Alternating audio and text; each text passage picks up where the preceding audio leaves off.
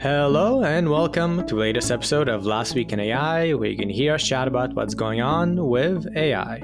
As usual, in this episode, we will summarize and discuss some of last week's most interesting AI news. You can also check out our Last Week in AI newsletter at lastweekin.ai for articles we did not cover in this episode. I am one of your hosts, Andrei Kurenkov. I finished my PhD focused on AI at Stanford last year, and I now work at a generative AI startup. And hi, everyone. I'm your other host, Jeremy Harris. I'm the co-founder of Gladstone AI, which is an AI national security company. And I'm finally back home after all this travel.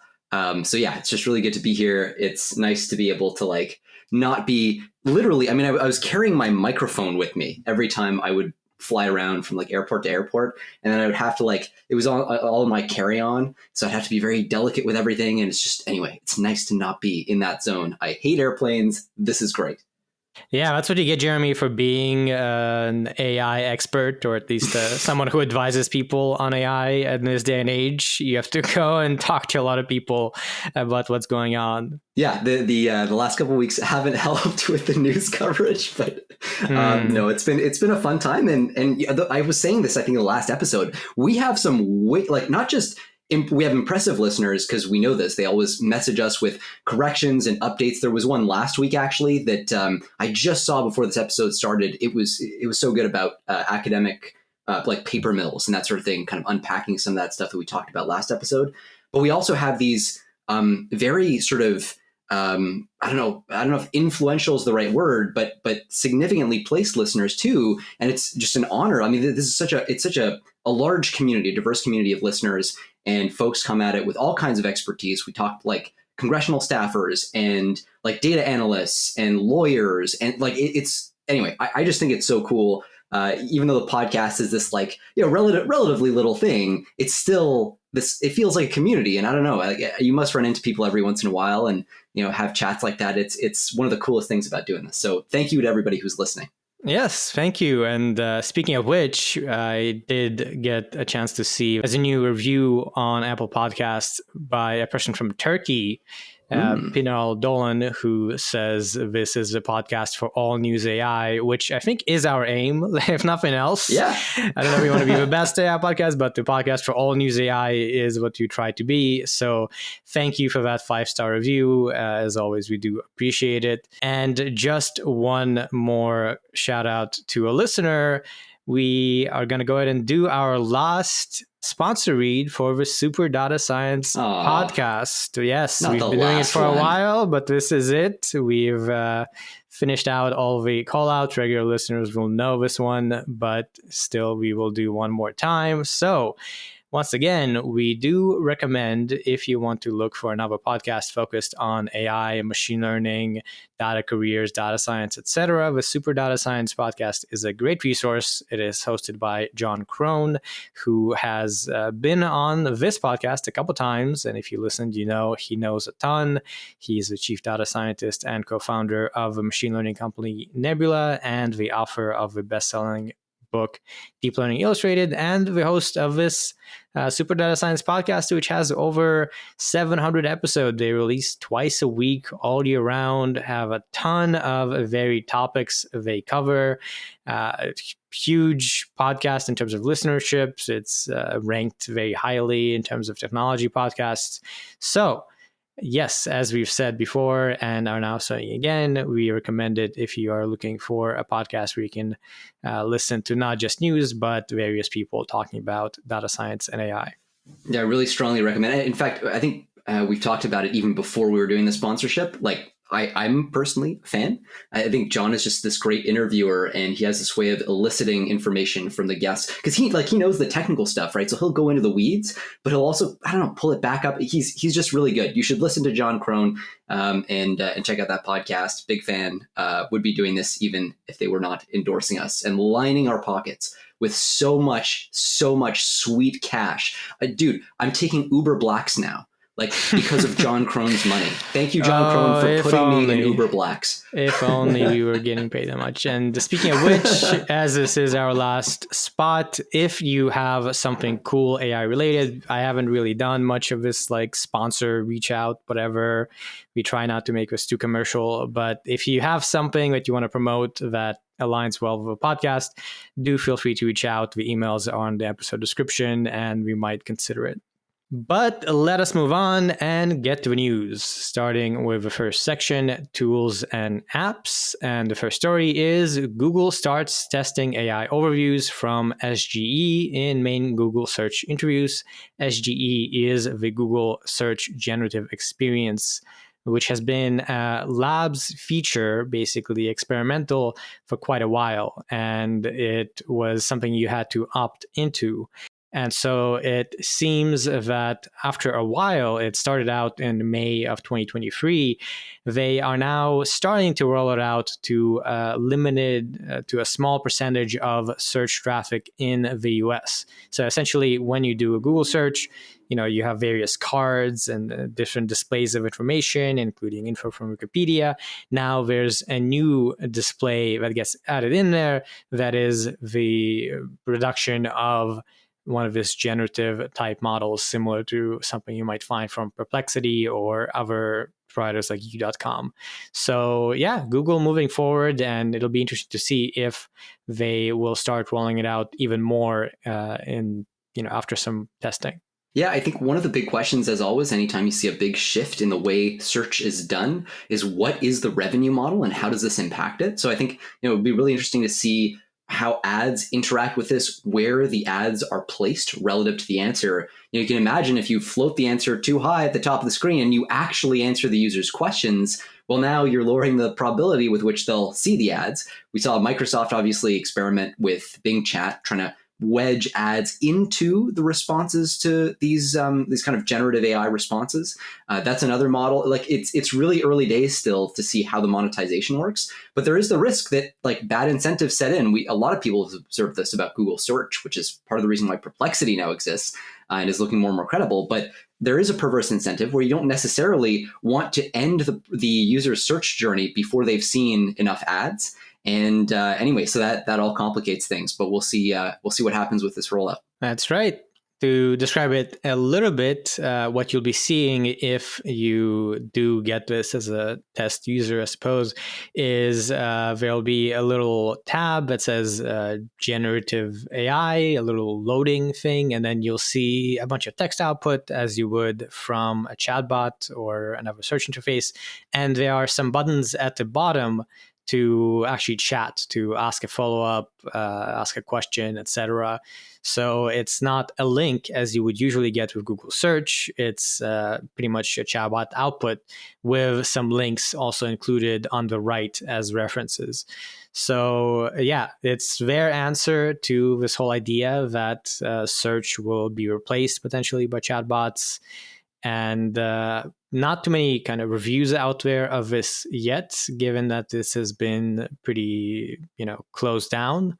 But yeah, it's Google at least is trying to not be replaced by Perplexity and such by having this in there. Yeah, I know you're right. And I think the competition is a big part of this. They've talked obviously about they've talked openly about how OpenAI has forced them to kind of iterate faster and launch faster, which from a business standpoint is good. They've also talked about how it's effectively lowered their safety standards, which is maybe not great, but the combination of things, this is obviously like one of those pushes. It is somewhat late too. That's the other interesting thing. Technologically, this is pretty late to the game, right? We've seen Bing Chat out for it's got to be a year now. A year, yeah. Yeah. Like this is, thinking about it that way, this is slow going. They've obviously been doing kind of small scale testing, but at the end of the day, Microsoft had the first mover advantage. They launched Bing Chat. They could be forgiven then when it didn't go great. People did forgive them for it because it was so innovative. But now, if you're Google, you're playing catch up a year later and you're launching these features that have been around. I think that the bar is just going to be higher. And so the cost of failure is a little bit higher as well. So these kinds of things do have a way of compounding. The Gemini launch with the image generation stuff, we covered that earlier, but I think Google's got to do some organizational reshuffling maybe to to think about why these launches are taking so long. But the flip side is, at DeepMind in particular, they are concerned about the risk of the race to the bottom and the competitive dynamics eroding people's focus on safety. So very complicated issue, but I think Google, trying to play catch up. We'll see. We'll have to just wait and see how the launch goes and the monetization piece. Next up, Adobe's new GenStudio platform is an AI factory for advertisers. Yet another announcement from Adobe on the AI front, which seems to happen every week. This time it's GenStudio, which is a new AI-powered ad creation platform designed to simplify the use of Adobe's existing generative AI tools for building marketing campaigns.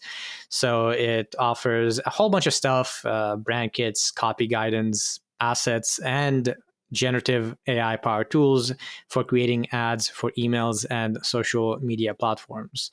And it also has a lot of the other things you would expect from this kind of platform, performance analytics, users with attributes, and etc. analytics.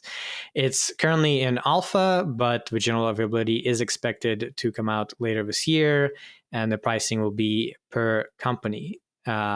Also, they're adding an AI-powered chatbot to their customer experience management platform. So, Adobe is really not slowing down in terms of releasing AI throughout a lot of their experiences.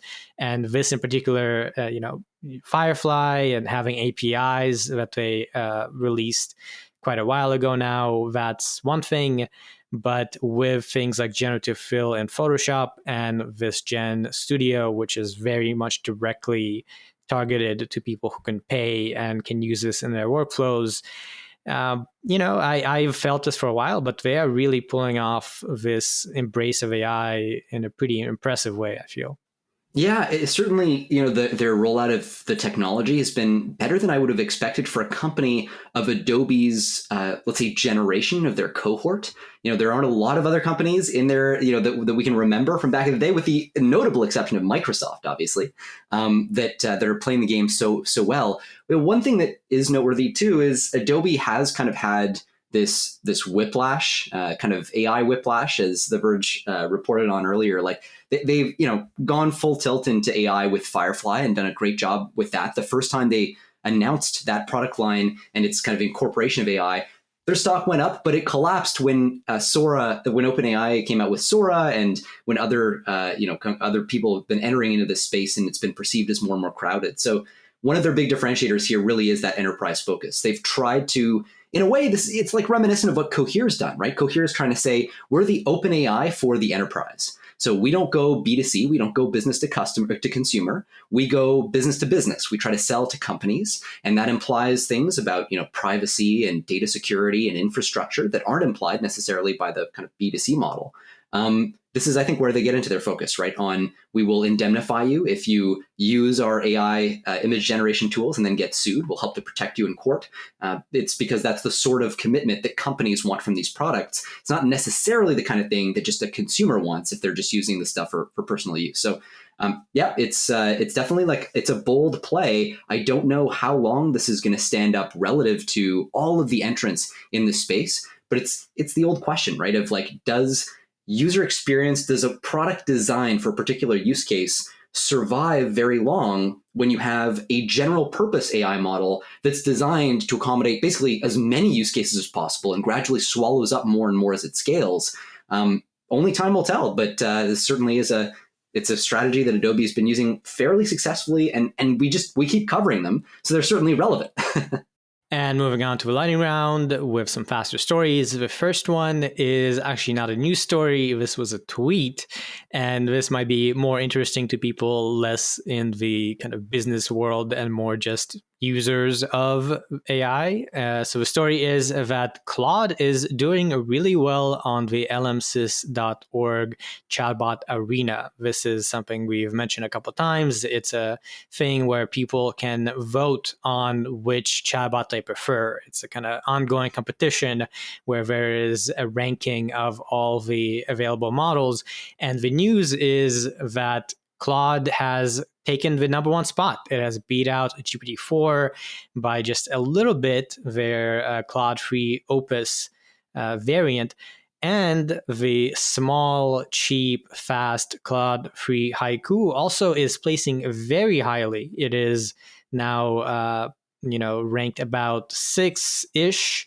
It is beating out most other models like Mistral and Quen, and not quite as good as Gemini Pro or the bigger Claude 3s or GPT-4, but still like up there. So the reports I've seen of people using Claude and this as well all indicate that Claude 3 is really good, even better than you might have expected from Claude 2. So congrats, Anthropic.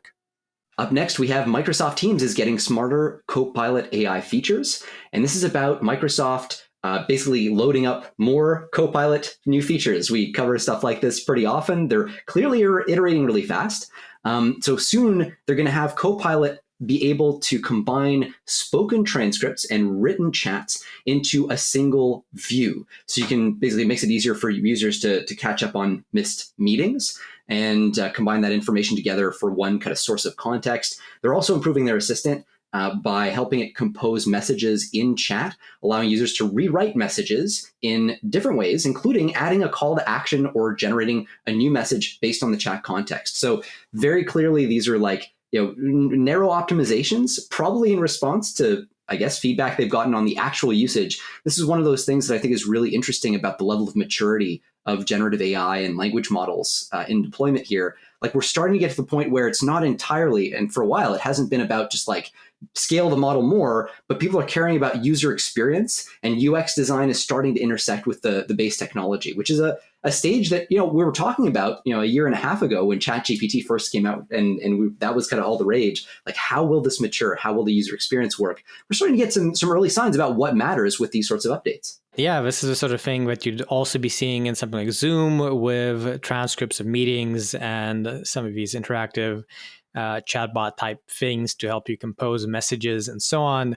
And as you said, this announcement is pretty iterative on that sort of thing, but really getting to the like nitty gritty of how much can we squeeze out of AI to optimize this experience.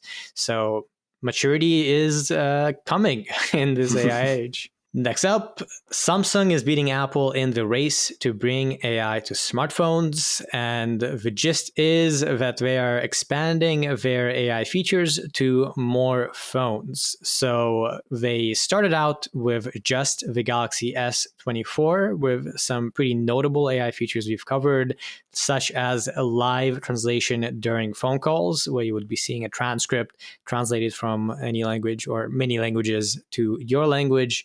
They also have AI photo editing and this circle to search feature for being able to look up stuff from images that they have promoted quite a bit in ads and so on.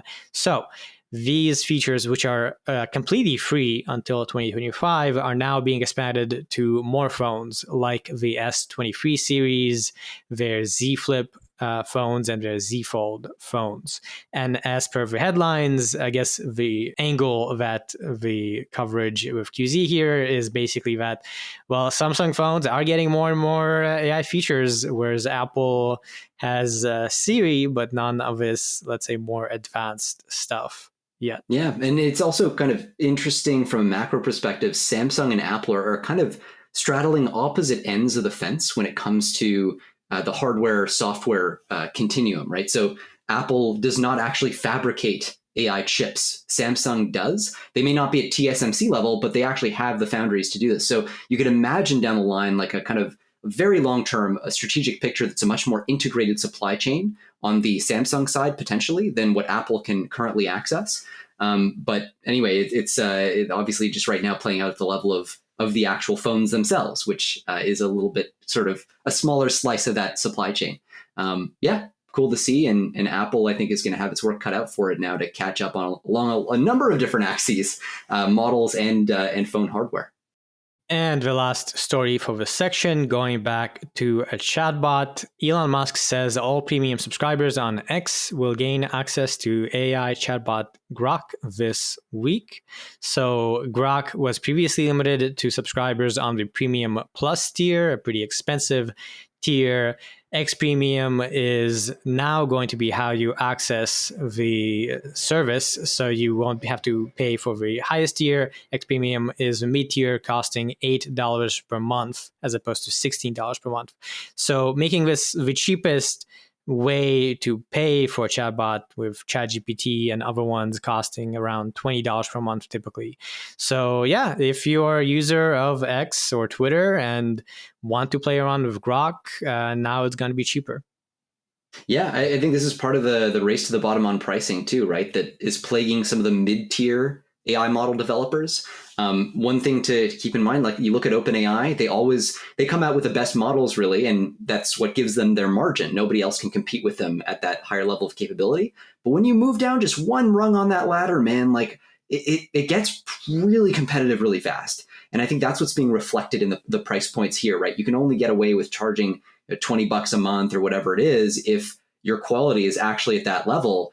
And I think that's one of the interesting questions is like, what happens to all these mid-tier players, right? What happens to, I mean, we already saw Inflection folded, right? Stability seems to be in trouble. The Cohere, like, I've talked about them before. I think they belong to that mid-tier, unfortunately. There are a lot of companies where it's just really hard to see how you compete on margin because, again, it's so cheap. You got YC companies in the current batch, by the way, on 500K doing decent jobs at like creating mid-tier models. So yeah, really, really hard to see how this doesn't devolve into a race to the bottom where essentially margin goes to zero. And the only winners in that world are the hardware developers and the hardware designers, right? It's the NVIDIAs, the TSMCs, the ASMLs.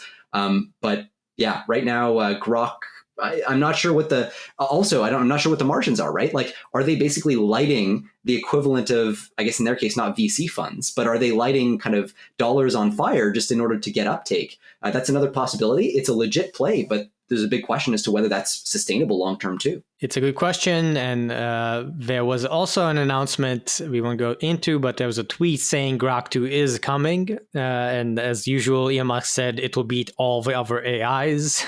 Yes. So yeah, they are definitely at least trying to compete, and it'll be interesting to see the reactions to updates and if more people start playing on with Grok as part of this. And I will say, I should add too, you're right. Like Grok and X are kind of a special case, right?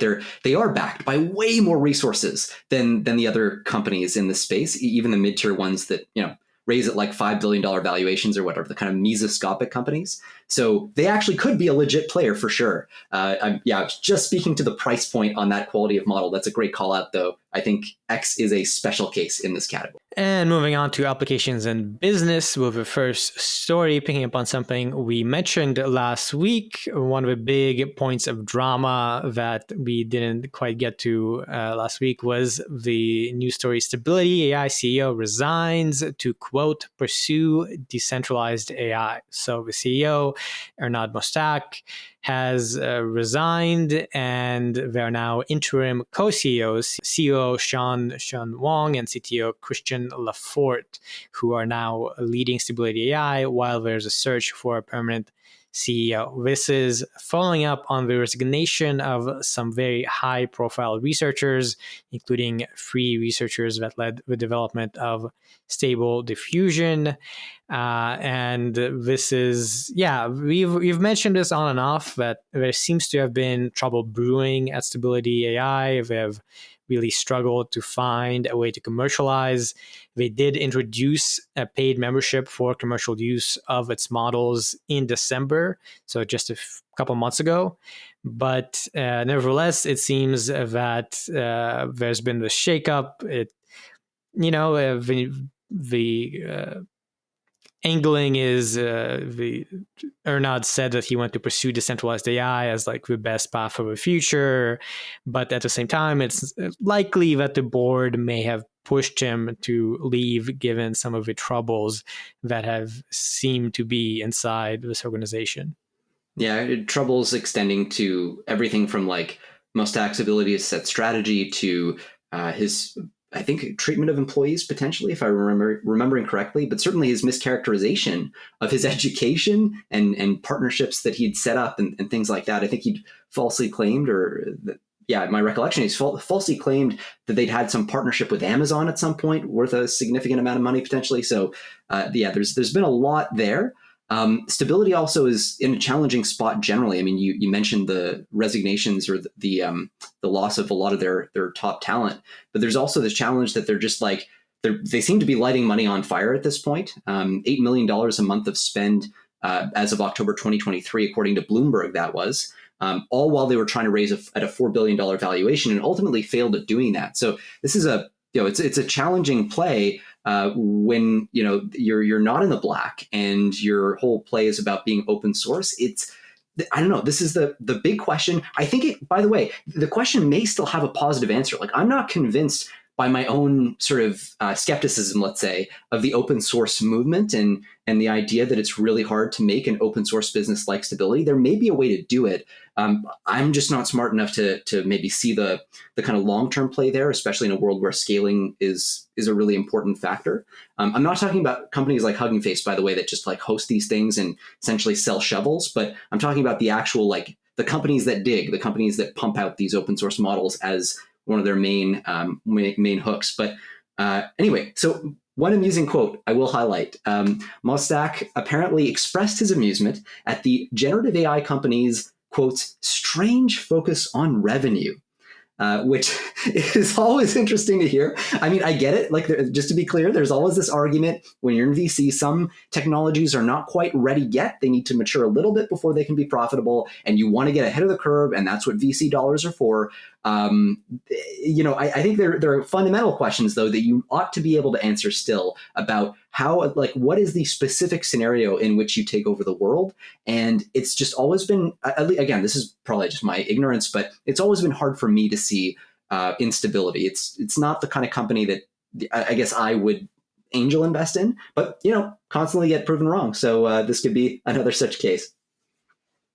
And speaking of another case and a company that is seeming to do a little bit better, we are going back to Anthropic with the next main story. Amazon spends $2.75 billion on AI startup Anthropic in its largest venture investment yet. So there you go. This investment is following up an initial $1.25 billion investment by Amazon in September. So that's coming up to a total of $4 billion. Amazon is maintaining a minority stake in Anthropic and will actually not have a board seat. So pretty major kind of investment and ongoing collaboration there between Amazon and Anthropic. As part of the agreement, Anthropic will use Amazon Web Services as its primary cloud provider and will use Amazon chips to train, build, and deploy its foundation models. So quite similar in a way to the relationship between OpenAI and Microsoft, where OpenAI is using Azure primarily, and of course Microsoft has pumped a ton of money into OpenAI. Yeah, it's also, I guess, less exclusive too, in that Anthropic has also taken significant investments from Google. I think in total they've raised over $7 billion. So it's, sorry, I should say they've received commitments for over $7 billion. And actually that gets to this story. I don't believe, and the headline is interestingly designed here. Technically Amazon spends, not invests, but spends $2.75 billion. So I believe that's because this is actually associated with an investment commitment they had already made, and they're now only kind of making good on that investment by putting the money in. So this isn't necessarily, it's fresh capital flowing in, but it's not a fresh commitment of capital. It just means that they've reached the next threshold in their business partnership. And I believe, if I recall, the agreement was, as long as neither side opts out, or as long as one side opts in or something, this would happen. So it's sort of like the default outcome. And it's good for Anthropic that it's gone through. I mean, presumably this suggests that they actually, met whatever the targets were. But it is a big influx of cash. It is going to help them scale, right? Anthropic had that leaked memo a couple of months ago when they were talking about their plans for the models of the 2025, 2026 era, requiring potentially billions in spend to build, that those models might be so good that, as they put it, other companies may not be able to catch up. This is kind of a tipping point that they see apparently in this space. I don't know if they still do, but certainly they did back then. So this might help them to turbocharge that next phase of scale and next phase of development. Yeah, and we are at a point where still, as has been the case right now, there are free players of GPT-4 tier models. There's OpenAI, there's Google, and then there's Anthropic. Whatever comes after GPT-4, GPT-5 will likely be the same. It's just you're going to need this scale. You're going to need billions of dollars and a lot of compute infrastructure to even try to get there. So yeah, I think it's reasonable to say that it's not going to be easy to catch up once OpenAI and Anthropic and the players that are already investing big and already have got into the GPT-4 scale get there. So yeah, Anthropic continuing to push on. As we've said, Claude-3 went really well, and maybe that's part of why Amazon is quite happy with them and announcing that they're continuing to spend a lot. Yeah, and just one last really quick note, more on the kind of regulatory side. There has been a lot of criticism and a pushback on these investments that basically have, like, for example, Amazon gives a ton of money to Anthropic, or Microsoft gives a ton of money to OpenAI, and then the lab, OpenAI or Anthropic, spends that money buying Amazon or Microsoft cloud services. That's a practice that's sometimes called round tripping, and it can be illegal, especially if the aim is to mislead investors. That's kind of the big caveat. So there's a lot of scrutiny now. FTC Chair Lina Khan in particular has announced an inquiry looking into whether that is a factor in a lot of these different partnerships. I suspect that's not going to hold up, but it's still kind of an interesting note that this is a lens that the FTC is bringing to this. And moving on to the lightning round with some faster stories. First one, Intel Gaudi 2 accelerators showcase competitive performance per dollar against NVIDIA H100s in benchmarks. So this is based on the MLPerf V40 performance figures for these Gaudi 2 accelerators and their ML Rapid CPUs. And yeah, it demonstrates strong performance per dollar against the H100, which is the flagship GPU, at least until B200 and the Blackwell GPUs presumably start to replace them. It's actually a pretty impressive result. So just to be clear, in terms of, so what they did was they used 8 Gaudi 2 accelerators and basically pitted them against 8 NVIDIA H100 GPUs. And they did it all at, int 8 and FP8. So basically like 8-bit or 8-bit integers and floating point representations. And the test actually, I mean, it's very legit, right? They looked at how fast does it take to do inference on and train as well. I think this was a training benchmark too, was it? No, it's at least inference. Anyway, on a Stable Diffusion and Llama 70 billion, right? So these are legit models. It's a fair comparison here. And the interesting thing is, like, in relative performance, the NVIDIA H100 still kicks butt, right? It's still way ahead of Gaudi 2. It gives you up to 3.35 increase, up to threefold basically increases in server and up to almost threefold increases in offline generation efficiency. But that speaks to kind of performance and speed. It does not speak to dollar cost, which accounts for other factors, including energy cost and things like that. When you do it on a dollar for dollar basis, Gaudi 2 actually comes on top in many cases. So in particular, on Stable Diffusion, it wins universally. With Llama 70 billion, it varies a little bit, but there are contexts in which it does better, contexts where it does a little bit worse. So pretty surprising, especially given that NVIDIA has just such an incredible pedigree at doing GPU design. Clearly, Gaudi 2 has areas where, yeah, it's competitive and downright impressive. Next story, another story of funding. This time, chip startup Celestial AI lands massive 175 million Series C, so clearing our threshold of 100 million to report on funding.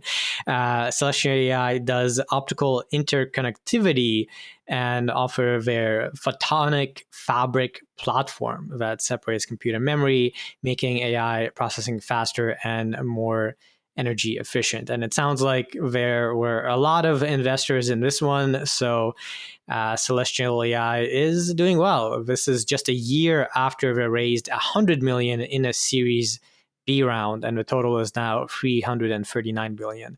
So yeah, we haven't reported on them before, I think, but clearly a major player in the hardware space.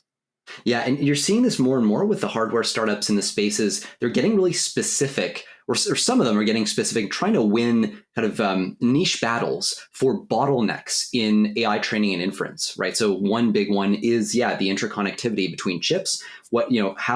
How can you get really high bandwidth communication between chips during training? Obviously, you're constantly having to like load up model weights into your GPUs and then send updates and parameters and gradients every which way. And so all that communication, takes a ton of energy, and it has to be done super fast. And so, a lot of plays in that space. Using optical interconnects is one way to do it. Light tends to be, it's fast. Well, interestingly though, electrical signals do move to at close to the speed of light, because what really matters is the electromagnetic effect of electrons pushing on electrons all the way down the wire. But there are other benefits, let's say, to optical interconnect that we will talk about in our hardware episode when we do one, which hopefully will be soonish. But so this is it's a really interesting space. 175 million Series C, like that's it's a good amount of change. As a lot of my friends at YC like to say, hardware is hard. So you tend to see hardware companies needing to raise large, potentially dilutive rounds. So this is par for the course, but definitely another interesting play. People constantly looking for what's the next angle, what's the next bottleneck, and interconnect for especially big models, really, really big factor. Next up, another investment. Accenture invests in Sanctuary AI to bring AI-powered humanoid robotics to work alongside humans. We covered Sanctuary just a little while ago. They have a general-purpose humanoid robot named Phoenix with, in particular, really impressive kind of hands and fingers. They are now joining Accenture Ventures project Spotlight that is aiming to promote, I guess, some of the up-and-coming emerging technology startups. Yes, and Sanctuary is sort of, you can think of it as, I think we covered it before, but it's sort of like Canada's Tesla, but the part of Tesla that does robotics. It's sort of like, it's founded by a guy you can think of as like Canada's Elon Musk is a guy called Geordie Rose. He founded the world's first like quantum computing company back in the day. And they have this very different strategy too, where they're actually basing their training their models to emulate human movement rather than, let's say, training them in a more like in simulated environments quite the same way, or using large language models as like the base, and then doing some jiggery pokery around that. So that seems to account for the very natural movement that we've seen in these systems. So it'll be interesting to see. Yeah, will this investment pay off? And Accenture is an interesting partner too. I'm kind of interested to see if that plays out well. And next story, actually also about humanoid robots. It's humanoid robots are joining the Mercedes-Benz workforce. The robot in question is Apollo, and it is from Texas-based startup Apptronic. The robot is pretty capable. It can carry up to 55 pounds, and this is still very early on. There's an undisclosed number of these robots who will be in a manufacturing plant in Hungary, where they will inspect assembly kits and deliver assembled parts to workers. So as we've seen with other partnerships, probably more of a kind of pilot to see about maybe doing this. But this is the hard part. Developing humanoid robots is hard, but actually putting them out in the real world and you're doing useful stuff with them is something that we haven't gotten to yet. So cool to see more efforts along that front. Moving on to projects and open source, with the first story being the big open source story of this past week, introducing DBRX, a new state-of-the-art open LLM. So DBRX from Databricks is, as they say, a new general purpose LLM that they say surpasses GPT 3.5 and is competitive with Gemini 1 Pro. It is really big, as we've seen with Grok and other ones. One of the notable things about it is just the scale. It was trained on 12 trillion tokens of text and code data. So usually you see maybe a couple trillion for most open models. So it trained a lot, and it is also quite large. And it just about beats out all the other open LLMs like Mixtral and so on. So not like blowing anything out of the water. They kind of edge it out just about. And some people have said that given the size and scale of the model and the amount of training, you would have expected it to be a little better compared to Mixtral or Grok. But nevertheless, they do have the ability to claim this best open model, given that they just barely beat them on benchmarks in a lot of cases. Or in some cases, by quite a bit. They are especially good at coding, it seems. Yeah, and it also wasn't trained specifically for coding. So, Databricks cited that as something that they found surprising, right? That it, despite that, had that impressive coding performance. Cost $10 million to train at about 2 months. And it definitely is the best open source model. And one of the things that we keep finding, and we've been talking about on the podcast, is like this debate over what constitutes a true open source model keeps coming up, right? And in this case, DBRX is open source in the sense that its weights are open. You can download them, you can use it, but only if you have the infrastructure to run it. And it is a massive, massive model. It requires like a bunch of GPUs, and you'll need a server or a PC with at least 4 NVIDIA H100s if you're going to run it, basically, or something equivalent, something that adds up to 320 gigabytes of memory. And so most people don't have that, right? Like one H100 at this point costs, I don't know, $30,000 or something like that. So if you want to throw around over $100,000, $2,000, like that's, you can maybe get that set up. But one of the things that's come up is people are criticizing this model for not being open source in the sense that everyone can use it, which it feels a little, maybe a little unfair, right? Because this is still a legit impressive model, and they're making it open. Like, there's room for open source models that are really large that do require some infrastructure. But this is part of the reason why we've seen smaller open source models, the sort of like 7 billion parameter, 1.4 billion parameter models, that sort of thing come out a lot. So, there's a lot of back and forth, and I feel like we keep going deeper and deeper into this question of defining open source. But in any case, it is not multimodal. That's worth saying, just text only. And it is based on a mixture of experts architecture, right? So it's got 16 experts, which is a little bit more than you usually see. Typically you see, like around 8 is maybe more common. Databricks says that is part of what makes the quality so high, though to me it's a little unclear if that is in fact the case, because if they're spending $10 million to train, if their compute budget is really high and they're only just edging out some of those models, like, it's possible there are architectural improvements that are still low-hanging fruit. And anyway, I'm sure they did ablation studies and all that to confirm that 16 works for their architecture. But there may be, other changes they could make that obviously would make this perform better. It does run up to twice as fast as Llama 2. So that is another big advantage. The MOE architecture helps with that because you're not actually routing the input query to the whole model. You're just routing it to a subset of the model, just the experts that are relevant to that query. But in any case, it's definitely, as you said, a lift in capability, and deserves to be celebrated in that right. And on the question of how open it is worth noting the license as usual. And the license here is the Databricks Open Model License. It seems similar to Llama 2 in that there is like a small restriction to commercial terms. So if you have greater than 700 million monthly active users in the preceding calendar month, you must request a license from Databricks. So not totally open, excluding pretty much some of the other big competitors, but pretty much open. And the size wise, if you kind of add it all up, it's 132 billion parameters. So not quite as big as Grok, but bigger than the other biggest models. Another giant release. We don't see these too often, right? There was Llama 2, then after a while there was Grok, and now this. So if nothing else, people will use this and probably improve upon it, and it's cool to see.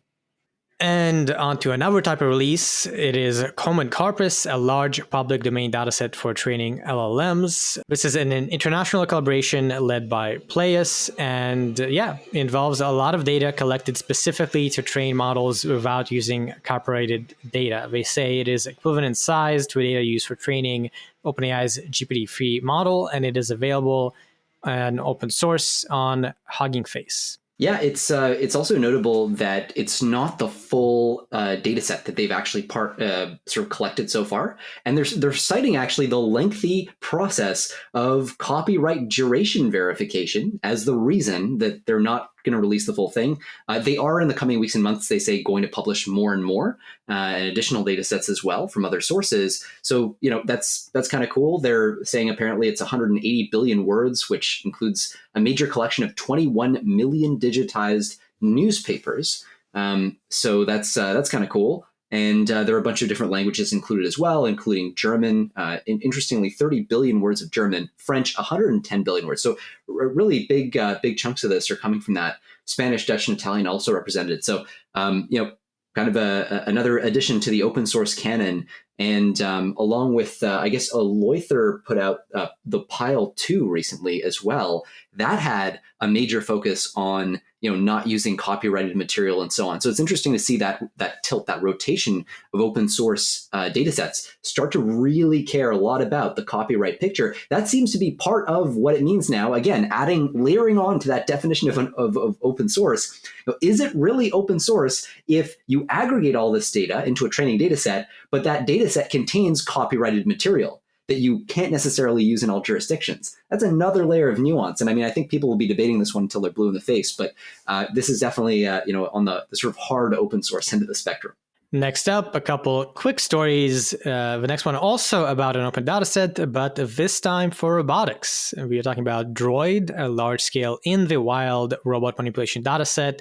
This was a collaboration between more than a dozen different, primarily universities, but also Google DeepMind and some other companies, and dozens of authors collaborating on what is the largest open dataset of robot manipulation. So they have 564 different scenes, 86 tasks, and they overall collected 76,000 demonstration trajectories or 350 hours of different robots using the same hardware setup across all the distributions. They have like a robotic arm with 2 stereo cameras and a wrist-mounted camera, and they did all this via teleoperation. So really beats out any other dataset by a long shot, especially in terms of the amount of settings, different places this was collected in. And pretty exciting for robotics, because with this scale, you might be able to start training general purpose policies for manipulation. Yeah, and they do focus on mostly, it seems like, kind of domestic and industrial scenes. So industrial office is the largest category they've got, but all the others, apart from industrial kitchen, actually are fairly domestic, right? So you got home, kitchen, office, living room, hallway, closet, bedroom, dining room, bathroom, laundry room, and so on. And so it's sort of a mix of industry and domestic pieces, which is also kind of more diverse in that sense. Like you could imagine like just a specialized, in fact, a lot of data sets are like this. They'll specialize just in industrial use cases or in the domestic setting. Haven't seen that much on the domestic side. At least I haven't. Like databases that are just like, these are tasks you can do in the bathroom, in the dining room, and so on. So I think that's one of the things that makes the data set stand out. And last story for the section, Intern LM to Technical Report. This is a new open language model from some Chinese collaborators, Shanghai Laboratory, SenseTime, Chinese University of Hong Kong, and Fudan University. And they say that it outperforms various predecessors in valuations across various benchmarks. And the key detail, I guess, is that there is a technical report here. So they go into a lot of detail on the process that went into training. They go into pre-training process in particular, the preparation of data types, and also later on how they use supervised fine-tuning. So not, gonna change the landscape as far as being the best open source model out there, but pretty useful to have a technical report on creating a performant open language model. Yeah, I think one of the things that's really interesting about this is, we've seen models like, I think Claude-2 was the first one that really showed that it could ace the needle in a haystack test, right? So this is the test where you feed the model a giant body of text, like a whole textbook or more.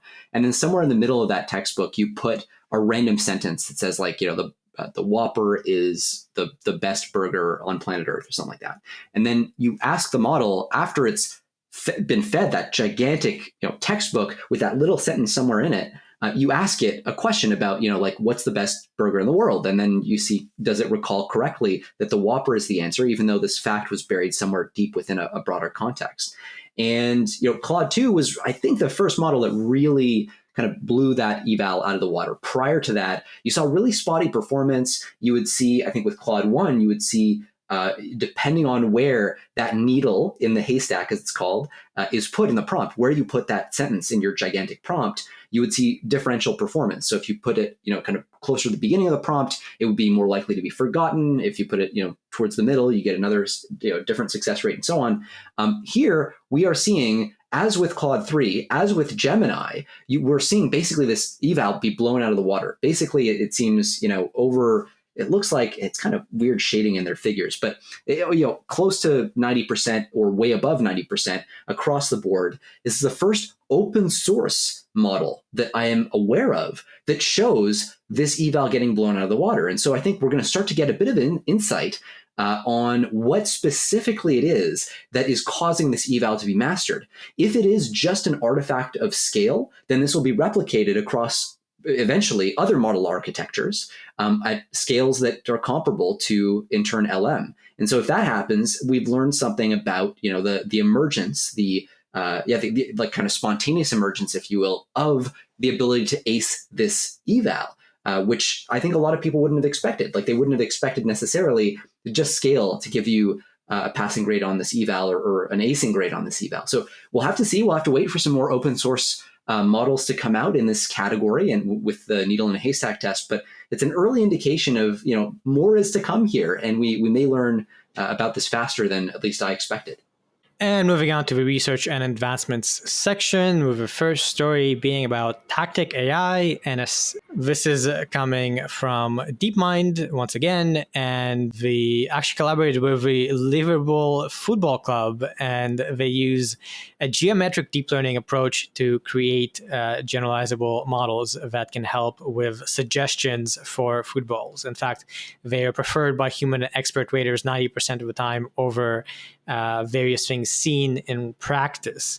So another example of OpenAI going a little domain specific. This is not DeepMind, going domain specific, really targeting a particular niche and showing how you can develop a very, very impressive model when you kind of find a specific solution to this context. Yeah, I think one of the biggest take-homes for me was that apparently DeepMind has a multi-year collaboration with Liverpool FC. So, okay, sure. I guess we're in that universe. That's kind of cool. It's a really impressive model. They're trying to tackle, so as they describe it, it's built to address three core questions, right? So these are three questions that are going to ultimately help a coach determine how to set up a corner kick with the highest probability of success. So the first one is, for a given corner kick tactical setup, what will happen? So basically making a prediction about who's most likely to receive the ball and will there be a shot attempt. The second one is, once a setup has been played, can we understand what happened? In other words, like, have there been other similar tactics that worked well in the past? So reaching into, in latent space, basically reaching into the past and seeing, can we identify other plays that look very similar? And then what happened there? right? And then third, how can we adjust tactics to make a particular outcome happen? And so, is there a way that you can play with counterfactuals? Basically, what if we move this player here? What does that do to the probability of a good outcome? And it does very well. What they do is the architecture, by the way, just worth flagging. So they first directly model the relationships between players by representing corner kick setups as graphs where every node on the graph is a player, right? So imagine a bunch of dots and the dots are connected. The dots are nodes and the connections are edges. That's what graph is mathematically. And each player is characterized by features like a position, velocity, height, and so on. And then the edges are the relations basically between them. And they do all kinds of interesting stuff related to graph neural networks and using the geometry of these graphs to accelerate the learning process and take advantage of symmetries that exist there. And they end up with this very impressive model. As you said, very, very Google DeepMind. This is like a very specific application. And it's not always obvious what this has to do it is obvious that it has something to do with AGI and that, you can generalize this to solve other kinds of problems. But it's not obvious in the same way that OpenAI pumping out GPT-5 is an obvious step towards AGI. It's a typical DeepMind move, leads to a lot of interesting insights that can then maybe lead to further breakthroughs down the line. Yeah, I think it's interesting in being a work that looks into graph neural nets and dealing with graph structured data, right? There is a lot of cases where that's what you have. It's not always just text or images.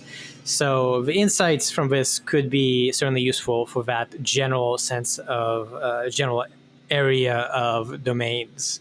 Otherwise, I guess a cool story that definitely got them some coverage, if nothing else. Next up, on the conversational persuasiveness of large language models, a randomized controlled trial. So an interesting, different kind of research that actually deals with human studies. They developed a web-based platform where participants engage in short, multiple round debates with live opponents, and participants were randomly assigned to different conditions. One, there were debates between two humans, between a human and an LLM, and there was also a personalization or no personalization. And they found that participants who debated with GPT-4 with access to their personal information had much higher odds of increased agreement with their opponents compared to participants who debated humans. Even without personalization, GPT-4 still outperformed humans in persuasiveness, but the effect was lower and not even significant. So, this is one of the big kind of areas of safety and concern is, can LLMs eventually start convincing people to do things that we don't want people to do? And one of the first studies I've seen that really tries and explores this question. Yeah, it definitely takes a nice sort of quantitative perspective on this, and the results are pretty compelling. In a way, what they're trying to do is quantify some of the anecdotal evidence that we've already had, right? Famously, GPT-4 being able to convince a TaskRabbit worker to solve a CAPTCHA for it. Reka type models that can build relationships with human beings. In some cases, those relationships even leading to suicide. So a lot of evidence for anecdotally for human persuadability from these models. But this is the first time I've seen a really robust study of exactly this, diving into the distinction between, as you said, just using a human to human interaction versus human to AI versus human to AI personalized. And I think it's that last piece that's really interesting, especially when you start to couple it to, we just covered, I think, Adobe earlier today, announcing that they're building a suite of products to make it really quick to develop marketing copy. Well, marketing essentially is just, persuasion. You're trying to persuade people to buy a product. Now, the personalized dimension of that becomes possible when you are automating it, like Adobe is. You can do stuff at scale that you otherwise couldn't. And the fact that that's been shown in this study to lead to very measurable and very significant increases in persuasion outcomes is noteworthy. It's the sort of thing that over time, we all have individually targeted marketing campaigns. Obviously, we've adapted to different technologies in the past, but this is a very rapid technological change, and one that could directly play with our understanding of the world in some fundamental ways. So It's great that they did this study. The results are really clean. I mean, there's not that much more to add to what you said. It's quite well laid out in the paper, but there isn't that much conceptually to add. It really is just these three different experiments. I think the biggest surprise to me was human AI. So like the AI just like trying to persuade the human. The fact that worked better than a human trying to persuade a human, even with personalization, that was surprising.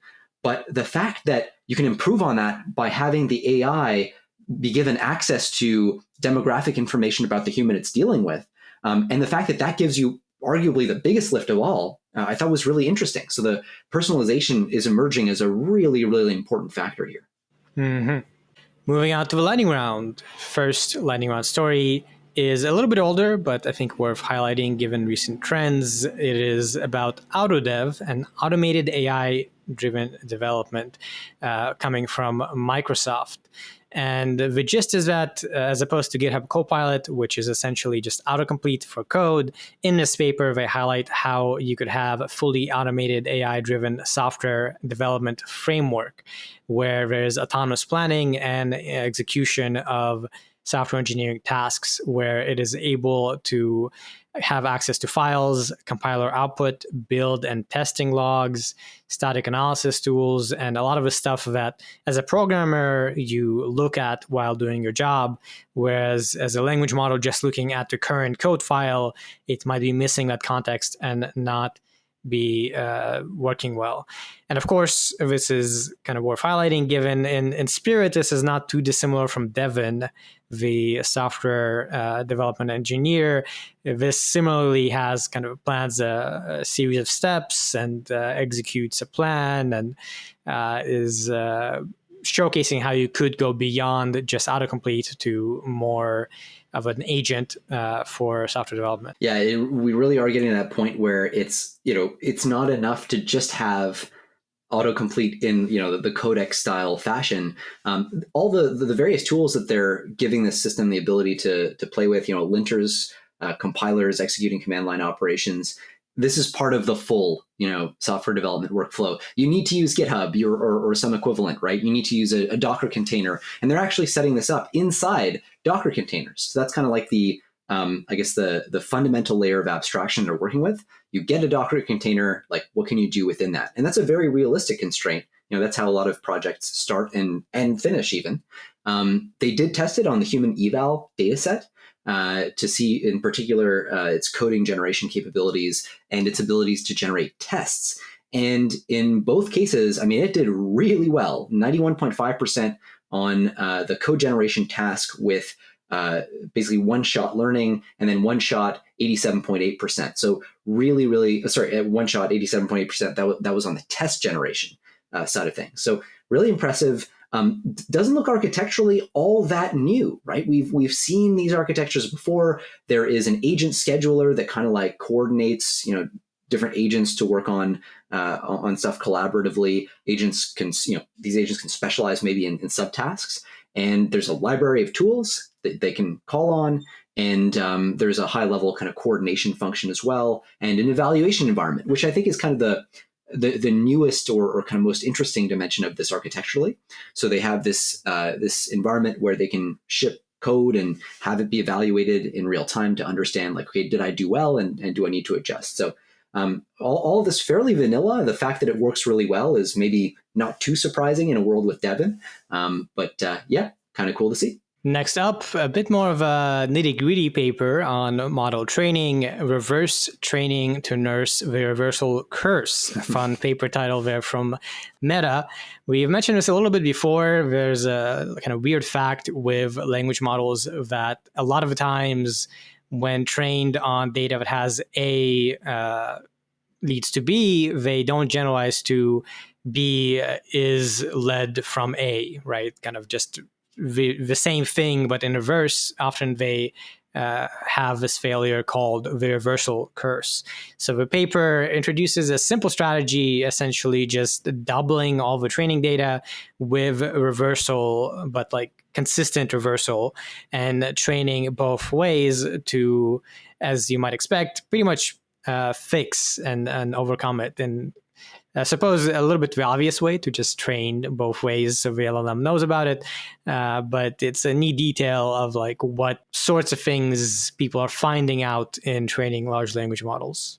Yeah, and the limitations of LLMs too, right? And the question of whether this actually addresses it is, I think, really interesting. So as you said, right, the challenge is if a large language model encounters the concept that A has a feature B, the LLMs don't generalize to B is a feature of A. Like if you just switch the order of the two, it's still logically correct, but you just change the order. The LLMs don't pick that up. That's a function of their architecture and just the order in which they, let's say, load in context. So this so-called reverse training scheme that they're proposing here. And by the way, this is Meta, right? So this is Meta. One of the interesting things about Meta and Yann LeCun especially is he's very focused on looking at what are the actual limitations fundamentally of language models. It's part of his argument that LLMs are not going to get us to AGI and so on, his skepticism there. So they do a lot of research on this dimension, maybe not necessarily training at scale, but looking at like what are the ways in which these things break and how can we fix them. It's not clear to me whether this is a patch or an actual fix. They explore a bunch of different options. Basically, you can think of it as just like flip the sentence around and treat that new kind of mirror image sentence as, in a way, a new language. And that's actually how they propose that we think about this. If you just took every sentence in the English language and flipped it around, it would still make perfect logical sense as long as you understood it as being a new language. And so they experiment with that idea, just like basically do full-on, reversal of the inputs like that. Word reversal, but they also look at token reversal. So what happens if you switch the order, not of the words, but of the actual, say, tokens, which usually are like parts of words, or like you can think of them roughly as syllables. And then they also tried versions of this reversal where they preserve the locations of the logical entities, like the subjects and the objects in sentences, but they reverse everything else. And then they tried splitting sentences or splitting inputs into randomly sized chunks and then reversing only within those chunks. So they tried all those different things and ended up landing on, two different really well-performing reversal types. One was the random segment reversal. So basically just like this randomly breaking things up and flipping them around, which I thought was kind of interesting. And I think the entity preserving reversal was the other one that worked well, if I recall, but less sure about that. It was really interesting. A question, though, that comes to mind then is, are you actually like solving the fundamental problem, right? Or are you really just training this on a new language and kind of patching up that issue? It's not super clear, right? Are you allowing the model to reason in a fundamentally different way? I think people have a fun time debating that one over the coming weeks, but it certainly yields improved performance. Not just, by the way, on this problem of A implies B, and then does that mean that B is correlated with A? So that definitely improves. But it also apparently leads to improved performance on standard benchmark tasks. It just makes these things better reasoners across the board, in various regimes. So kind of an interesting new addition to the AI training canon. Full disclosure, clearly this was a paper highlighted by Jeremy, which is why I had less to say on it. But as you say, I think it's fair to call out that this is not sort of fixing the cause. It's just finding a way to sort of hack it in a way. But still, perhaps something that people will start utilizing in training as part of these very complex strategies that people are picking up more and more. Just a couple more papers, and the next two are a little bit linked, as you'll see. The next paper is Cobra, extending Mamba to multi-modal large language models for efficient inference. We've talked about Mamba a bunch. It's a variant to transformers that uses more recurrent type implementations. And now there's a new snake type model, Cobra, which is a multi-modal large language model that they say demonstrates competitive performance with other things like this, LavaFi, Tiny Lava, and Mobile VLM, things that do images plus text, while offering faster speed due to the linear sequential modeling and having actually fewer parameters. They do plan to make Cobra open source. So an indicator of continued push on exploring Mamba and these kind of variations on architecture, especially for variations like dealing with additional modalities. Yeah, I think this is another promising initial experiment in the direction of the Mamba architecture. One of the things that I've heard, especially from like folks in the frontier labs where they're working on scaling these models, is a little bit of skepticism about, yes, but sure, it works at small scale, but like what we care about is how well can you scale this? How well does it actually work when you're training on, those $100 million training runs? What does the result look like? So, maybe there's a reason that that this will scale, and certainly it's going to be something that the big labs are going to be experimenting with. But yeah, I'm really curious. Like, does the next generation of model, maybe post GPT-5 type models, like, do we start to see Mamba or variants of Mamba? And yeah, maybe so. Yeah, here they went up to a few billion, 3 billion parameters, beating out a lot of the 7 billion. So it scales to some extent, certainly, but it's still an open question mark as to like how far can you push it. And jumping on to the next, as I said, linked story, the final one is Gamba, marrying Gaussian splatting with Mamba for single view 3D reconstruction. So I found it kind of funny to go back and forth between Cobra and Gamba. And as the title says, Gamba is a new model for efficient 3D reconstruction from single view images that uses this technique called Gaussian splatting. We haven't talked a ton about it, but it's been up and coming in 3D reconstruction, very different from NERF. We won't get into it, it's complicated, but the gist of the paper is that they introduce a Mamba-based sequential network for backbone design, which allows for context-dependent reasoning when you're combining and creating all of these Gaussians that are combined to make up the 3D model. And it actually goes really fast. It only takes 0.6 seconds on a single A100 GPU for 3D creation. So another thing to highlight, people exploring the applications of Mamba, and in this case, 3D reconstruction, both kind of still, especially 3D reconstruction, still a very challenging and fast-moving field. And moving on now to our policy and safety section, we're opening up with General Assembly. By the way, that's the UN General Assembly, adopts landmark resolution on artificial intelligence. And so obviously a lot of talk about AI policy and legislation and the EU AI Act and all that stuff.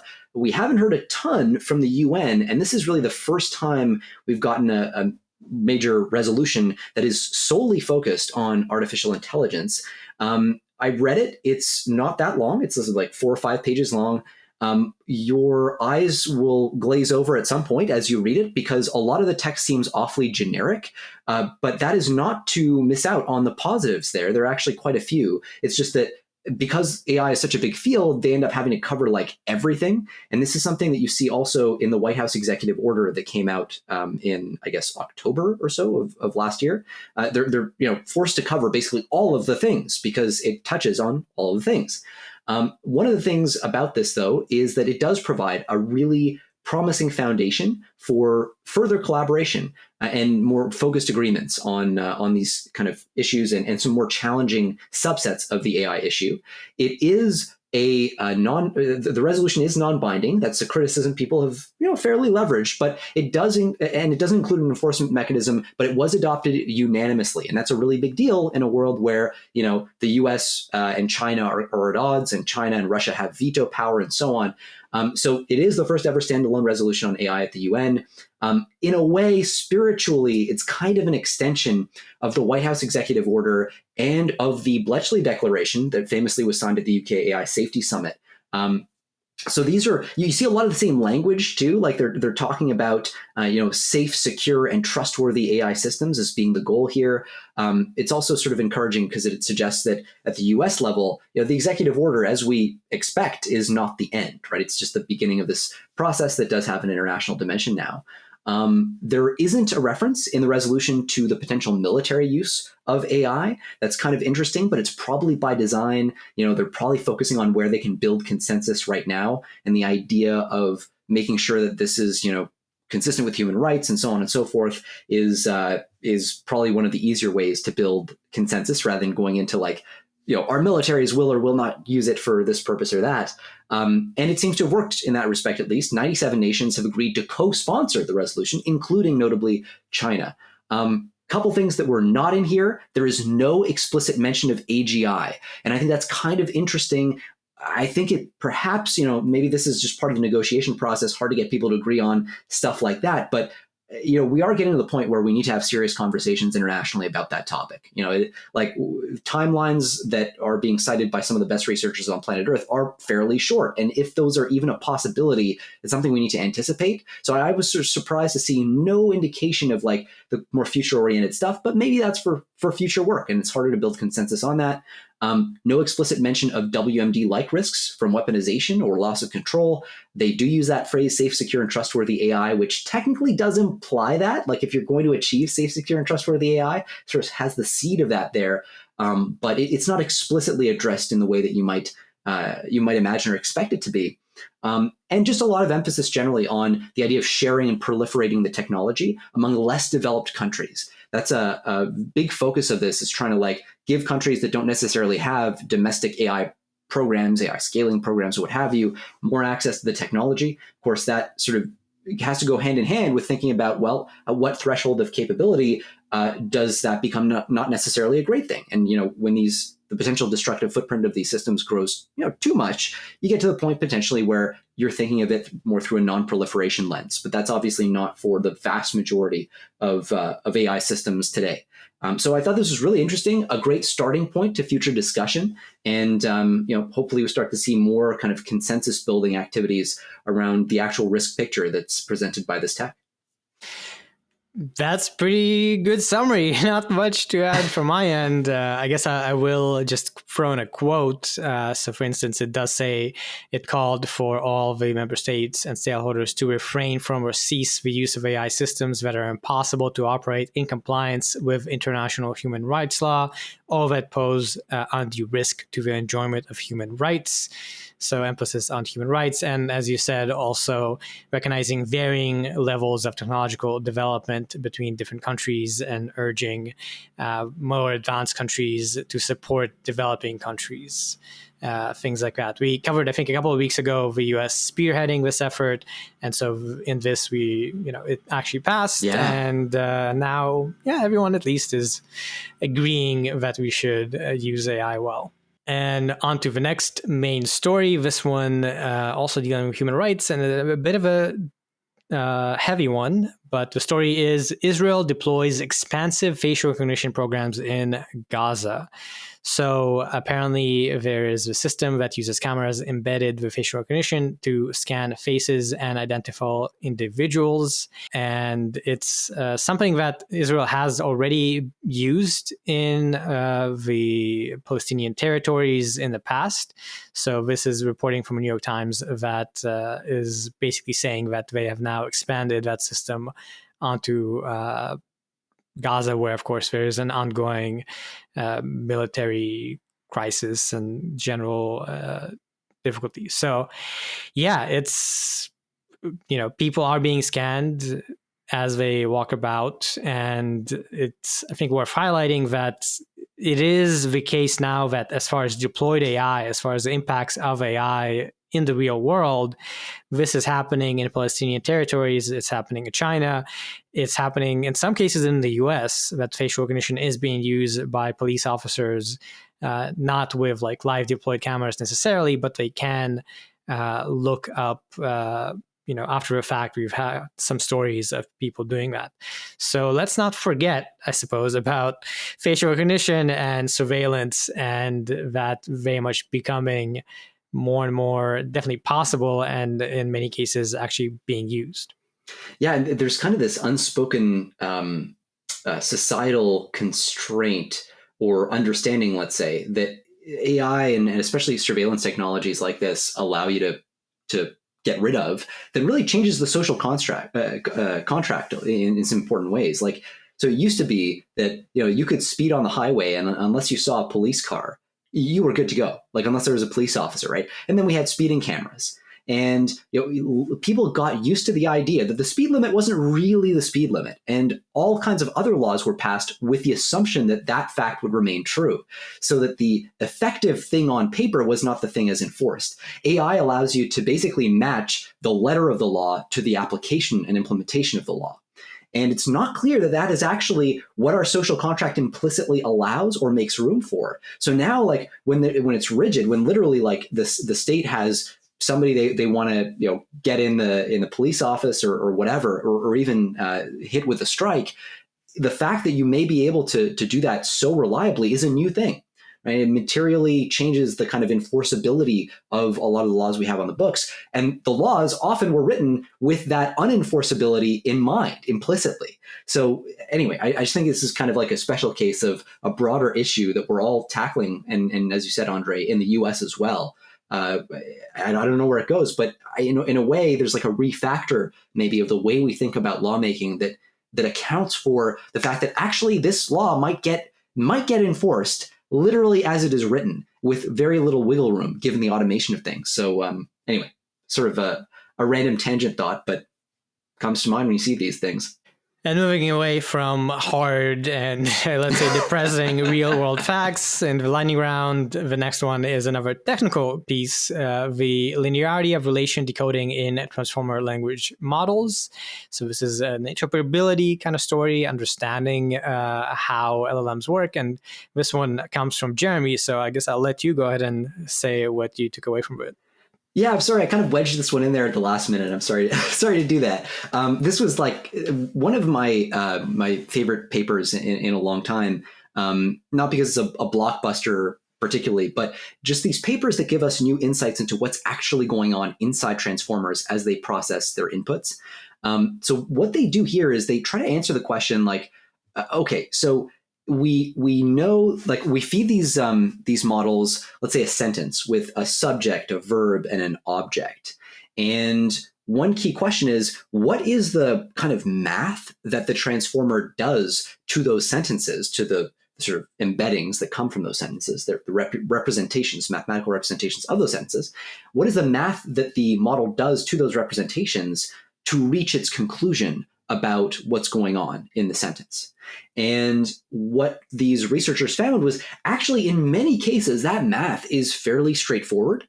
So if you take a sentence like it's got a subject, verb, and object type setup, and you're looking to predict what the object is that the model is going to predict for that sentence, because say it's doing a text autocomplete piece of work, you can actually just take in the just one layer, usually fairly early on in the neural network, the representation of the sentence or of the subject, let's say, and you can do a simple like linear transformation. Basically, forget about the rest of the neural network, but just like do a linear transformation, a very, very small like model that you slap on top of that representation at that early layer, and skip right away to get to the prediction. And so that tells us that actually what these neural networks are often doing is something that could be approximated by a very straightforward linear transformation. Basically just like slap on a linear regression of a kind, or a logistic regression or whatever, and you can extract an awful lot of the relevant meaning. So it's kind of interesting. It's also interesting that they found cases in which that was not the case. Anyway, there's a ton of cool stuff, and if this is a main paper, we could maybe spend more time on it. But bottom line is, if you're interested in interpretability, this is a really cool paper because it highlights where specifically in the neural network the representations become useful. And they go into some of the literature as well on this and highlight something that in retrospect, is fairly intuitive. But when you feed a model a sentence or an input, what tends to happen if the sentence contains some subject, as that sentence, as that prompt gets propagated through the layers of the network, its representation gets layered with more and more meaning at each layer until around, roughly they say in this case, the halfway point of the network, where you switch into kind of prediction mode. So you switch from like, okay, I'm trying to load more context into this this representation to, okay, now I'm trying to draw conclusions from that highly enriched representation to make the ultimate prediction. So yeah, I thought that was really interesting.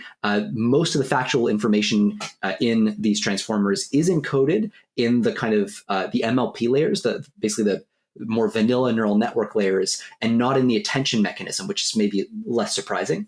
But yeah, apparently by the halfway point of the language model's computation, like halfway through the network, the subject often contains all the information you need to predict a fact. And that is a really interesting development from the standpoint of being able to control these systems, because you can assume that there's a minimum amount of effort required then to kind of load all this context that's going to be useful for making predictions, deciding next actions. But beyond that, computations may be involved in generating plans, for example, that are not necessarily desirable. So I thought this was really cool, and I will stop talking about it now. Thank you, Andre. Yeah, I agree. It's really cool. It's a little bit, technical, but certainly interesting, and it warrants being in the safety section because interpretability is deeply tied to safety and control.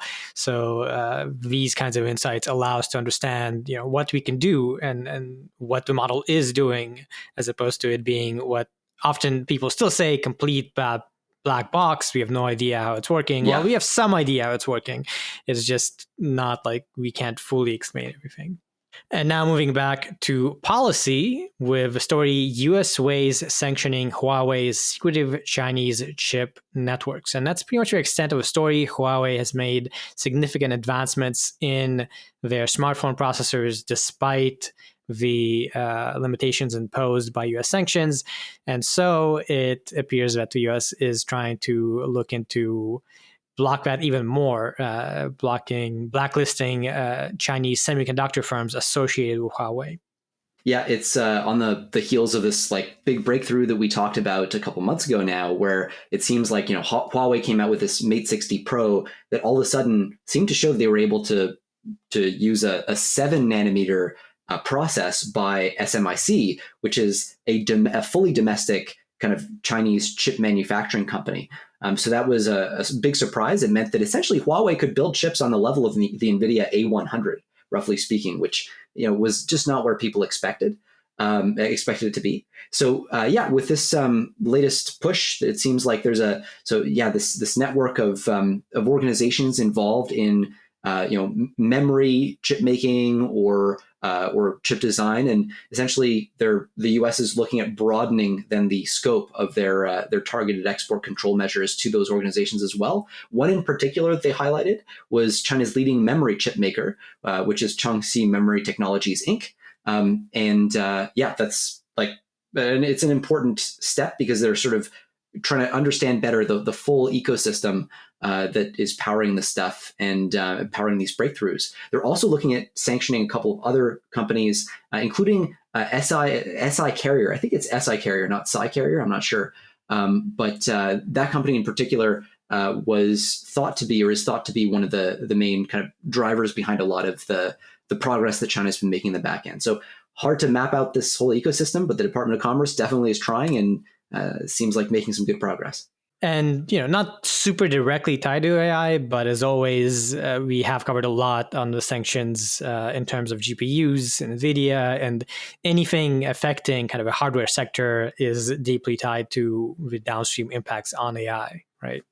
Yeah, actually, sorry, that's a really good point, right? When we talk about the Mate 60 Pro rather, and the 7 nanometer process, that sounds like it's a story about phones, but in reality, yeah, it's a story about the 7 nanometer process, which again is what allows you to make the NVIDIA A100 GPU. So it means China domestically can make the A100, and because the A100 is the level of technology you need to make a GPT-4 level system, this means China in the long run domestically can absolutely make a GPT-4 level system. So these things, do trickle down and translate into model capabilities directly.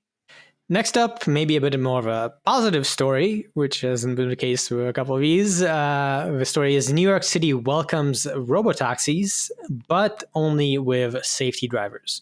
So New York City has this permitting system for companies wanting to test autonomous vehicles on its roads with a requirement for a human safety driver. This is coming at a time where at least some companies like Waymo are starting to expand to more cities. They're in San Francisco, testing out in LA. Seems like New York would be a target for Waymo as they expand. So it's good to see that now they have at least, regulatory support for testing, if nothing else, and presumably you have to be the first step towards eventually expanding there. And up next, we have the White House puts new guardrails on government use of AI. So back in, again, I think October, November, I'm embarrassed to say, I can't remember the specific week this happened, but the White House came out with this executive order on AI. One of the things that was included in that was guidance for departments and agencies to kind of sort out what responsible use of AI looks like. The Office of Management and Budget just kind of came out a little while ago now, a couple months ago as well, with their guidance on how that ought to be done. And that's sort of how this stuff usually happens. You have an executive order, and then OMB comes out with a guidance talking about what the departments ought to do for the government-facing side of stuff. So essentially, we now have some of the details associated with that guidance. So the new policy for this sort of government use of AI writ large has a couple of measures that they're recommending people take to avoid unintended consequences of AI development. The first one is that agencies have to verify that the AI tools they use don't pose a risk to Americans. The example they give here is, Department of Veterans Affairs. If they're going to use AI in hospitals, they have to make sure that the AI doesn't give racially biased diagnoses. And not too surprising that worked its way in there. And if agencies can't guarantee these safeguards, they actually have to stop using their AI system or justify its continued use. So that's not actually new. That was in the original OMB guidance, but it's being reinforced now. And the deadline that U.S. agencies have to implement that is December 1st. So it sounds like a long time from now, but on the government clock, that's actually pretty quick. There's a fire under people's seats to make sure that they actually get this done. So there's a lot of stuff in there, including about beefing up AI capability and AI expertise, requiring famously a chief AI officer be appointed to oversee all the AI that's used within each agency. And so that's going to be a new thing, right? Every government department will need a chief AI officer. So at least that helps, in terms of responsibility and ownership of the risk set and the benefits and all that. So a bit of a concentration of expertise there. Right. So I guess it seems like it's both kind of putting some limitations in place, but also more broadly kind of guiding the use of AI in a sense across the federal government, calling for transparency and kind of responsible use. So it sounds like it also encourages some AI innovation and the use of it within the government with some safety and considerations for things not going badly. Yeah, it's like the executive order itself for that UN resolution that we just talked about, right? It's the everything technology. So you kind of have to solve for the whole thing at the same time. Mm-hmm. And on to synthetic media and art. And we actually have only one story in the section. This is a very last story to round things out and not make this episode over 2 hours. And this story is that the BBC will stop using AI for Doctor Who promotion after receiving complaints. So apparently the BBC, which is in the UK, has just sent out some promotional emails and mobile notifications about Doctor Who TV show, which was seemingly drafted with the use of generative AI. And I guess there was disclosure as to that fact in these things. It was also verified by a marketing team member. So this is kind of a trial run of using AI in the process responsibly with oversight, etc. And seemingly, regardless of this responsible use, whatever, some people did complain. You don't know how many, but regardless, the BBC did take it to heart and will stop using AI. So, it goes to show that the use of AI, a lot of organizations are starting to trial it and try and make use of it, but I think the sentiment towards using AI when reaching out to you or talking to you, the sentiment towards AI in general is kind of mixed, is my feeling right now. Yeah, I remember seeing on, I think it was on Twitter, somebody was posted like a video of South by Southwest. And did you see this thing? Yep. Right. So it was some sort of like, and I forget which company, was it Microsoft or it was one of the big scalers, right? And they were showing a kind of teaser for all the different ways that AI could be used and all this stuff. And like every time, or it wasn't all about AI, but it was mostly about AI, or a lot of it was. Every time there was a scene that showed up that talked about how, in dramatic language, like AI is going to transform everything, the audience started booing. And like it was like got a bit of a mini riot on their hands. And it's, you can on one level certainly appreciate the pace of change and people being anxious about big companies controlling the tech and maybe not being responsible with it, maybe being lost in the racing dynamics as well and putting safety second and all this stuff.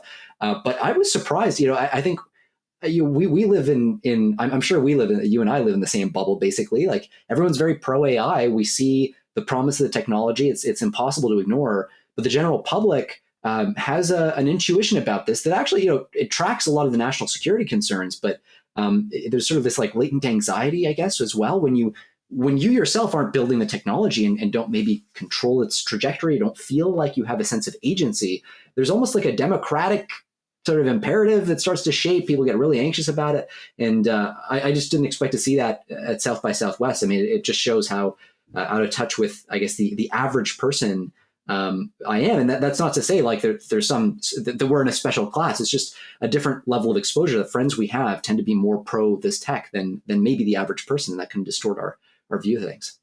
Yeah, and I think there's also a bit of division. Like some people really hate AI, right? Especially when it comes to generative applications for images, but in some cases also chatbots and things like this. So this particular story of the BBC not using Doctor Who is adding to a pile of examples of various like media companies trialing AI and it often not going so well.